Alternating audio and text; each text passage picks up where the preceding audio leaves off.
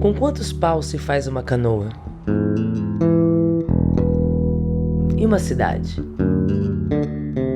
Com quantas retas, curvas, ruas, casas, prédios, praças, retas, curvas, pessoas? Sim, pessoas.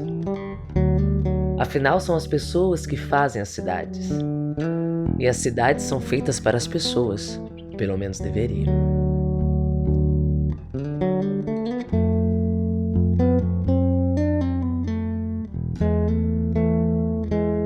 Eu comecei a pensar sobre essas coisas quando a minha cidade se preparava para comemorar 60 anos de idade.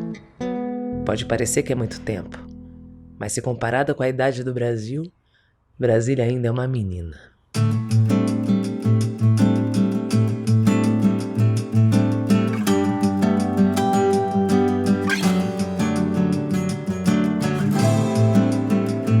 Era para ser uma grande festa de aniversário, mas algo muito estranho aconteceu.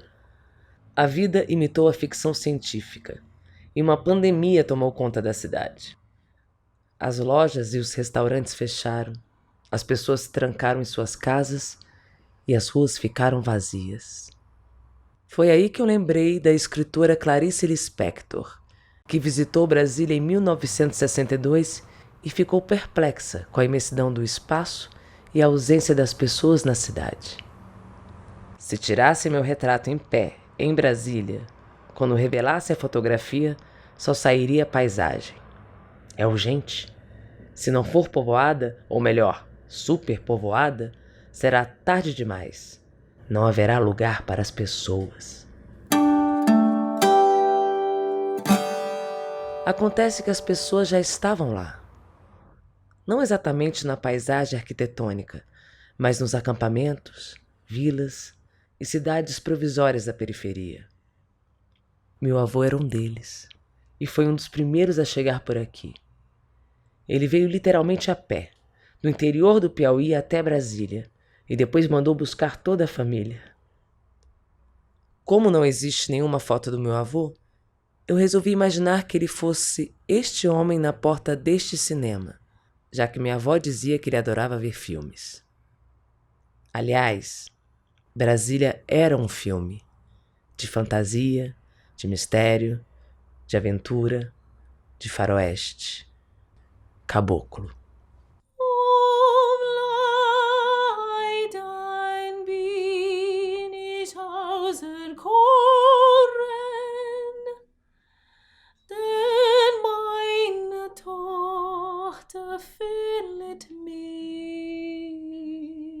É uma das coisas que eu mais sinto falta quando eu tô longe daqui. O céu, os espaços negativos, os vazios, que é o que as pessoas estranham quando chegam aqui, quando não estão habituadas, né, com a maquete. É de se imaginar que nós sejamos diferentes, porque é uma cidade diferente, uma cidade que surgiu do barro, que foi inventada. A invenção de Juscelino Kubitschek, Lúcio Costa e Oscar Niemeyer era uma cidade planejada, moderna e ousada. Tirava o poder da zona de conforto do litoral carioca e fazia o Brasil olhar para dentro. Uma multiplicidade de culturas e sotaques começava a conviver na nova capital. Milhares de trabalhadores chegavam ao Planalto Central, mas não havia moradia para todos. Minha família chegou em 1958 e ergueu um barraco numa área próxima ao Congresso Nacional, que ficou conhecida como Vila Amauri. Ali moravam mais de 15 mil pessoas. Numa das raras fotografias deste lugar, minha mãe se reconheceu ao lado de outras crianças. Pode até ser que não fosse ela, mas para mim passou a ser. No entanto, havia um problema. Toda aquela área iria ser inundada pelas águas do Lago Paranoá, que começava a ser formado. Em 1960, enquanto a cidade era inaugurada, as pessoas tiveram que se mudar para as novas cidades satélites que surgiam. Minha família foi para Sobradinho, mas o barraco ficou lá, debaixo d'água, assim como os sonhos de morar no centro da cidade. Esse povo foi como que empurrado para fora, né? Alguns voltaram, foram procurar as suas origens, mas uma grande parcela dessa gente achou que devia ficar por aqui. Porque o que aconteceu, do ponto de vista do ponto de vista anterior, era eles vendo a possibilidade de vir para um Eldorado, que se dizia que o dinheiro estava correndo em Brasília, na construção. Aí vieram todos. Diz que veio até gente pegando carona, andando a pé, desde a Bahia até aqui. Os trabalhadores que aqui vieram em grande número, terminada a construção, como é que não tinham sido pensados para serem alojados? Tanto que o Lúcio Costa projetou mais uma ordem de quadras que não constava do plano original para abrigar as populações de posses mais modestas. A ideia era que esse bem não seria um bem de troca, seria um bem de uso. Então era possível que o motorista, um funcionário mais simples, tivesse também um apartamento numa superquadra. Mas com a ideia das cidades satélites, a pessoa tem um apartamento numa superquadra, ele negocia esse apartamento, com isso ele foi para uma cidade satélite um pouco mais distante, e comprou um carro. E ele vinha pelo carro para trabalhar nas áreas centrais aqui do plano piloto. Meu pai veio para Brasília na inauguração em 1960. Ele e minha mãe tinham recém-casado, eles tinham 22 anos, e ele prometeu para minha mãe... Eles eram do interior de Minas. Minha mãe é de Sacramento, uma cidade pequenininha. Meu pai é de Uberaba, uma cidade um pouco maior do que Sacramento. E aí eles se casaram e ele prometeu para ela levar minha mãe para a cidade grande. Ela estava achando que ia para São Paulo. Aí ele trouxe minha mãe para Brasília, que era um canteiro de obras, só uma poeira vermelha, nada, não tinha nada, nada estava pronto. 1960, inauguração. Minha mãe falou que, ela se arrependeu tanto nos primeiros meses. Ela falou, gente, para que eu fui casar, meu Deus? Mas aí, rapidamente, ela engravidou do meu irmão, que foi o primeiro filho dela, o Ciro. E aí tudo ficou lindo, porque ela ficou felicíssima com aquele bebê que ia chegar e foi aos poucos se acostumando. Eles agora estão fazendo 60 anos de casados, no fim desse ano, agora de 2020, e eles estão até hoje em Brasília, juntos. Meu avô abriu um açougue e começou a ganhar muito dinheiro. Depois que ele morreu, minha avó teve que se virar. Como não sabia nada de carne, vendeu tudo e abriu uma pensão na W3 Sul, a rua mais importante de Brasília. Minha mãe estudava numa escola pública que era melhor do que os colégios particulares, e entre os seus colegas estavam tanto a filha de um ministro como o filho de um verdureiro. Em 1969, ela foi presa numa manifestação de protesto, ao lado de alguns deputados e senadores. Foi lá que ela começou a entender de política. Não era possível admitir que numa cidade, cuja praça mais importante era a Praça dos Três Poderes, apenas um quarto poder existisse, o militar. 1964 até 1985, nós, brasileiros, vivemos sob um regime militar, sob um regime autoritário. E em qualquer regime autoritário, o poder legislativo é aquele que sofre em primeiro lugar, exatamente porque ele é a casa do dissenso, ele é o local em que ideias opostas vão convergir e divergir. Toda a problemática brasileira ressoa aqui, né? Repercute aqui porque temos os três poderes aqui sediados, além das embaixadas, né? Isso me cativou, porque qualquer tempinho vago que eu tinha, eu estava nas galerias assistindo ídolos. Eu vi discursos inteiros de Tancredo Neves, do Teotônio, que eu terminei fazendo um filme, um longa-metragem com Teotônio Vilela. Entendeu? Eu vi o Brasil vibrando já com a ditadura instalada, porque quando eu vim e me instalei aqui, já era 1970, era Garrastazu Azul Médici. Eu acho que quando tem esse declínio da construção civil, começam a aparecer, vamos dizer, os párias, né? Não há emprego para todo mundo, não há habitação para os tais 500 mil, porque se tem esse oásis, eu também quero esse oásis, e do mundo todo quer esse oásis. Então o planejamento rapidamente cai por água abaixo, né? Tanto é que Ceilândia está na rota do aeroporto, né? Isso eu acho que é a primeira, na minha Ceilândia construída, imaginada, o que mais pegou foi isso, assim. Os caras vêm a Brasília para ver a cidade tão falada, para ver esse cartão postal, e a primeira coisa que eles passam pelo aeroporto, eles vêem a grande favela, cara. Essa afronta, que é essa cidade, que é essa favela, que está no meio do aeroporto, ela é tirada em intervalo de dias, 80 mil pessoas. Então você imagina, se tem uma campanha chamada Campanha de Erradicação de Invasões, que é a Ceilândia, que já é um estereótipo criado naquele momento, se joga 80 mil pessoas aqui, nessa cidade, onde não há uma parede levantada, onde tudo é o imaginário. Se neste momento Clarice Lispector resolvesse tirar uma nova foto de Brasília, com certeza as pessoas estariam lá, mas não as suas casas. Eu acho que Brasília, há 60 anos, ela tem que ir para o divã, ela tem que perceber que ela necessita de acessibilidade, né? E a gente já vem aí com direito à cidade, a gente sabe que existe um preconceito espacial, quanto mais distante, distante de quê? Brasília é uma cidade altamente politizada. Existe uma noção equivocada de que Brasília é basicamente habitada por funcionários públicos e, portanto, uma cidade quieta, apacentada pelo poder. Não é verdade. Eu recordaria, por exemplo, do sepultamento do presidente Juscelino Kubitschek em plena ditadura. A cidade parou. Foi a maior manifestação popular que Brasília conheceu até aquele momento. Quer dizer, o povo de Brasília pegou o caixão de Kubitschek e não deixou que ele fosse levado pelos bombeiros ou por policiais. O povo levou ao Campo da Esperança. Quando eu nasci, Brasília estava se tornando uma espécie de referência do rock brasileiro.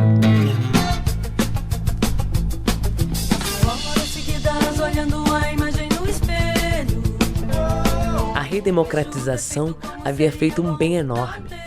Era a cidade falando dela mesma, de seus lugares, de seus problemas, e não mais aquele olhar estrangeiro, estereotipado, de quem não mora lá. Essa moçada nasceu sob esse impacto, no bafejo da redemocratização. Eles não sabiam nem sobre por que eles estavam protestando, mas eles protestaram. Eu e meu irmão, a gente não tinha ideia de como seria Brasília. E foi muito legal a entrada no Eixão, que eu me lembro que nós viemos de carro, num Corcel, viajando 1.200 quilômetros, a família, né, enquanto a mudança chegava. Não há mentiras nem verdades aqui, só há música urbana. Yeah, música urbana. Música urbana. Ele não cantou só Plano Piloto, mas ele cantou as satélites muito também. Você tem Lote 14, da Ceilândia, no Faroeste Caboclo. Você pega letras como 16, né, que é a história do Johnny, um menino de 16 anos de idade, e que morre num acidente de racha, de pega, na Curva do Diabo, em Sobradinho. E Brasília, cantada pelo rock and roll, marcou a gente, né? Nós falamos aqui da Mata Hari, e a gente bebeu muita fonte ali do W3 também, Escola de Escândalo, né? As pessoas conhecem muito o Plebe Hood e o Legião Urbana, mas a gente não conseguia se perceber profundamente nessa cena. Era preciso escrever a nossa história, só que a gente nem sabia isso. Era como se fosse um inconsciente coletivo, né? De todas aquelas histórias nossas passadas que precisavam ser contadas. A gente olhava para os livros e os livros não tinham, nossa, mas Brasília não é isso aqui. Né? E além das asas do avião, outro plano, era necessário contar outro plano. Meus pais vêm do Piauí em meados dos anos 60, foi pesado. Papai e mamãe chegaram de bunda quadrada, lata de frito sem nada, barriga cheia d'água. Eu até brinco assim, usei fralda de pano, né? Não estudei no plano, aprendi a falar véi, aprendi a falar mano, tomei banho nos canos que rompia. Sou tão antigo que o rap era só periferia. O rap construiu um imaginário na minha cabeça, construiu uma imagem na minha cabeça.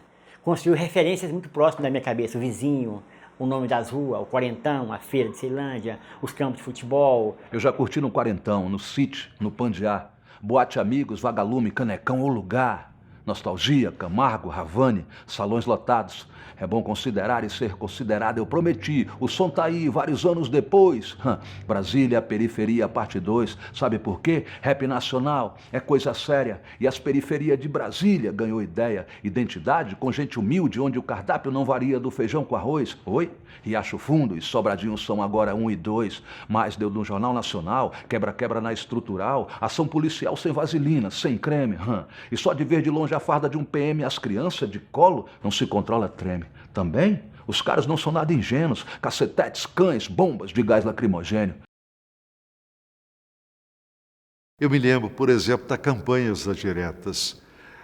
Havia uma movimentação extraordinária na tentativa de pressionar o Congresso Nacional para que ele aprovasse a volta das eleições diretas. Isso não aconteceu, mas a esplanada, desde a Catedral até o prédio do Congresso Nacional, foi tomada por milhares e milhares de pessoas. A Praça dos Três Poderes não é só fachada. Desde o início, as pessoas ocupam espaço para lutar pelos seus direitos. É uma das ideias que mais deram certo em Brasília. A outra é a superquadra. Eu tive a sorte de passar minha infância numa superquadra. Diferente dos condomínios de hoje em dia, que criam muros para isolar os moradores, os prédios do plano piloto são erguidos em pilotis, para que as pessoas circulem livremente pela cidade. É um milagre que isso ainda aconteça. A superquadra, ela na verdade ela tem origem em outras experiências anteriores, mas que o Lúcio Costa desenvolveu a um grau a ponto de, no meu modo de ver, o conjunto das superquadras hoje constituir a essência do Plano de Brasília. Talvez a maior contribuição, o maior avanço urbanístico é a superquadra. Por exemplo, eu caminho todo dia aqui. Caminhar aqui, cara, é um paraíso. Quem mora dentro do plano, aqui na Asa Sul, como é para mim um privilégio incrível, mora dentro de um parque. A gente tem árvores que têm 20, 30, 40, 60 anos de vida, são árvores lindas, estão floridas o ano inteiro. Pô, a fauna está aqui. Todo dia se vê um carcará, uma curicaca, um tucano. Os pilotis, a ideia de Brasília é não ter... todos os prédios, eles têm uma área comum ali embaixo. Por isso tem o pilotis, para que as crianças possam conviver ali embaixo. E isso é a coisa mais linda do mundo. Então, em que momento o plano inicial de Brasília se perdeu e Brasília também virou o plano piloto, onde só quem tem grana tem acesso, e os bolsões de miséria em volta, né, na periferia? Mas a gente tem que ficar muito atento, porque a luta continua.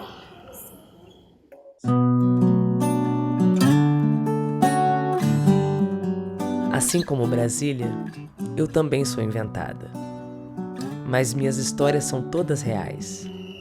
Eu sou atriz e trabalho com verdades e mentiras todos os dias. Um dos meus ídolos é um falso brasiliense, um estrangeiro que chegou por aqui em 1975 e nunca mais foi embora.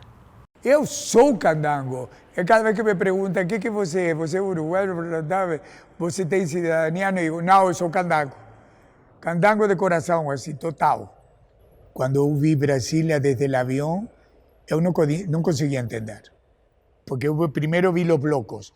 E os blocos de cima, naquela época, com aqueles árvores pequenininhos todos, parecia um cemitério. Quando vi o eixo monumental, desmaiei. Assim, foi assim, uma coisa que bateu assim.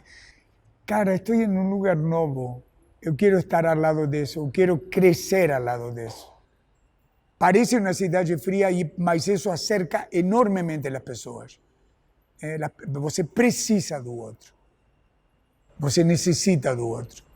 Os vizinhos todos conheciam.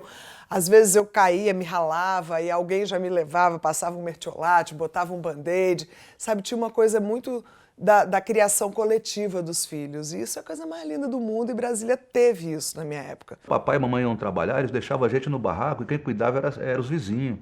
Então o vizinho passava, a porta aberta, ele ia lá, trocava a fralda, né?